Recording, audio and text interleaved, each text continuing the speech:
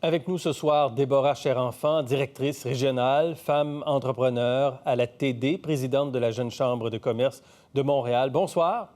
Bonsoir, M. Filion. Comment expliquer, selon vous, que 25 ans après la loi sur l'équité salariale au Québec, nous en sommes encore là, les femmes qui gagnent de 83 à 93 du salaire horaire des hommes?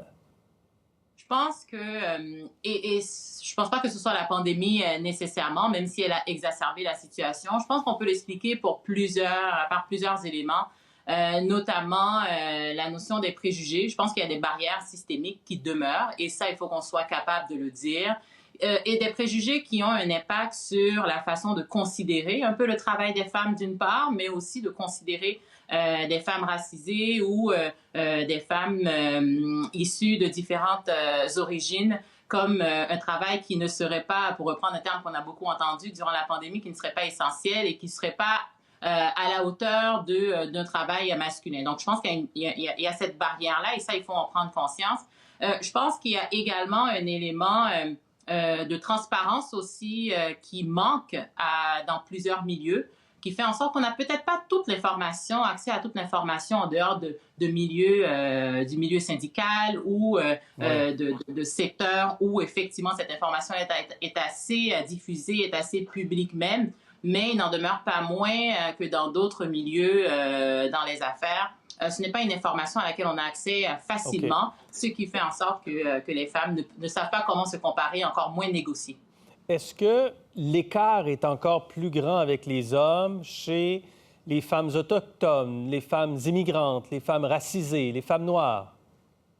Définitivement. Je n'ai malheureusement pas les chiffres plus à jour, mais je sais qu'en 2016, l'Institut de la statistique sortait justement des données sur cet écart-là qui persiste entre les femmes non racisées, les femmes racisées, les femmes autochtones.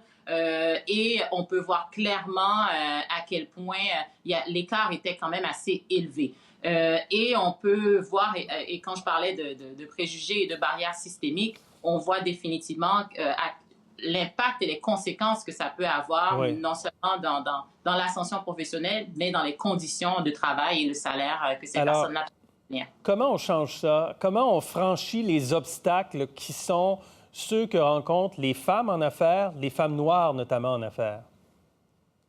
Je pense que le fait d'en parler, déjà, ça, c'est une première démarche de pouvoir constater le problème. Mais au-delà du constat, il faut aller dans les actions, comme vous le dites, M. Filion.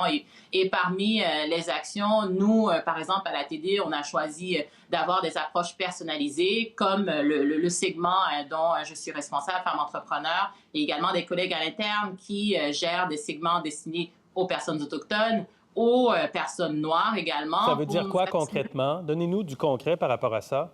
Tout à fait. En fait, c'est une approche personnalisée, non seulement à l'interne, pour former nos collègues avec de la formation, pour comprendre les biais inconscients, les biais culturels, la dynamique aussi qui peut exister à l'intérieur de certaines communautés, je vais le dire comme ça, qu'il s'agisse de la communauté LGBTQ+, qu'il s'agisse des communautés autochtones. Donc, pour informer et éduquer même nos collègues à l'interne sur ces disparités, ces inégalités et également sur la dimension intrinsèque à ces communautés. Donc, Oui. le travail à l'interne est fait.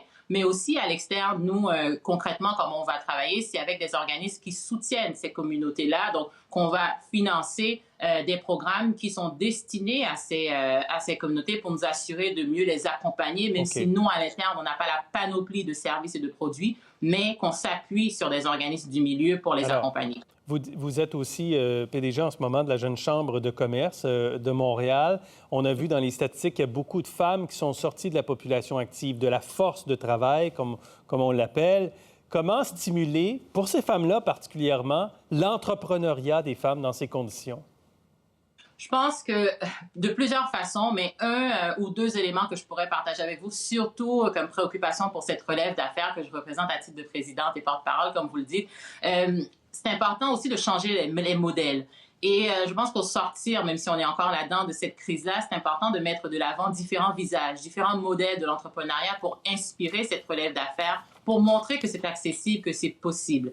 D'autres façons aussi pourraient être, comme l'annonce de la ministre Charest aujourd'hui, avec des programmes pour aller dans le concret, aider pour les plans d'affaires, aider véritablement à faire en sorte que les prochaines entreprises auxquelles cette relève pense aient une dimension, j'ai envie de dire, sanitaire, une réflexion qui va au-delà de la pandémie et puisse être en mesure de s'attaquer. Donc, je pense que ça prend des moyens concrets soutenus par le gouvernement, bien évidemment, pour faire en sorte qu'on donne à cette relève-là les outils. Et il ne faut pas oublier non plus que cette relève est quand même assez inspirée par l'aspect durable, à générer un impact. Donc, il faut donner les moyens, faire en sorte que cette relance soit inclusive, mais aussi très durable pour cette relève. Très bien. Deborah Cher-Enfant, merci beaucoup d'avoir été avec nous ce soir. Merci pour l'invitation. Bonne soirée. Pour voir nos émissions en entier, rendez-vous sur la chaîne ICI RDI.